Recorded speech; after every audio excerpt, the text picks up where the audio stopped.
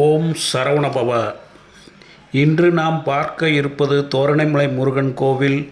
இந்த கோவில் தமிழ்நாட்டில் தென்காசி மாவட்டத்தில் கடையம் அருகில் உள்ள கடையம் பெரும்பத்து கிராமத்தில் உள்ள புனித மலைக்கோயிலாகும். இந்த திருத்தலம் மேற்கு தொடர்ச்சி மலையின் இயற்கை எழிலில் அமைந்துள்ளது. தென்காசியில் இருந்து சுமார் 15 கிலோமீட்டர், கடையத்தில் இருந்து சுமார் 9 கிலோமீட்டர், திருநெல்வேலியிலிருந்து சுமார் 60 கிலோமீட்டர். இந்த மலை கோயிலுக்கு செல்ல சுமார் 900 1000 படிகள் ஏற வேண்டும்.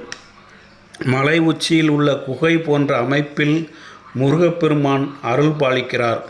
இத்தலம் அகஸ்தியர் மற்றும் தேரையர் சித்தருடன் தொடர்புடைய புனித தலமாக போற்றப்படுகிறது. தோரணைமலை முருகன் திருக்கோவில் பக்தர்களின் ஆழ்ந்த நம்பிக்கையை பெற்ற புனித தலமாக விளங்குகிறது. இங்கு அருள் பாலிக்கும் முருகனை மனமுருகி வழிபட்டால் வாழ்க்கையில் உள்ள தடைகள் விலகி மன அமைதியும் தெய்வ அருளும் கிடைக்கும் என்று பக்தர்கள் நம்புகின்றனர்.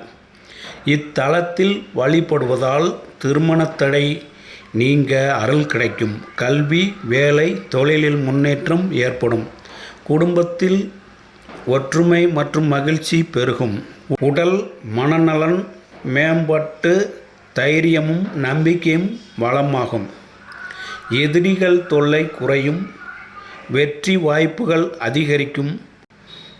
மலையேறும் போது பக்தர்கள் ஓம் சரவணபவா என்று முருகனின் திருநாமத்தை ஜபித்து தரிசனம் செய்வது மிகுந்த புண்ணியமாக கருதப்படுகிறது.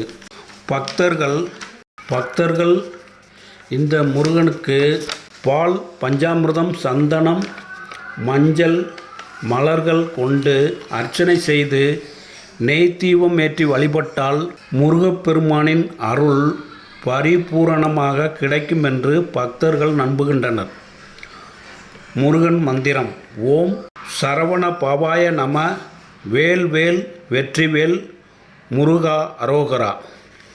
அருள்மிகு தோரணைமலை முருகப்பெருமான் அனைத்து பக்தர்களின் வாழ்க்கையிலும் ஆரோக்கியம், செல்வம், வெற்றி மற்றும் ஆனந்தம் அருள்வாராக. அரோகரா. நண்பர்களே, இதோடு விட்டுவிடாமல் நம்ம கந்தன் அருள் வாக்கு சேனலுக்கு ஒரு சப்ஸ்கிரைப் செய்து லைக் கொடுங்கள். ஓம் சரவணபவா. வணக்கம்.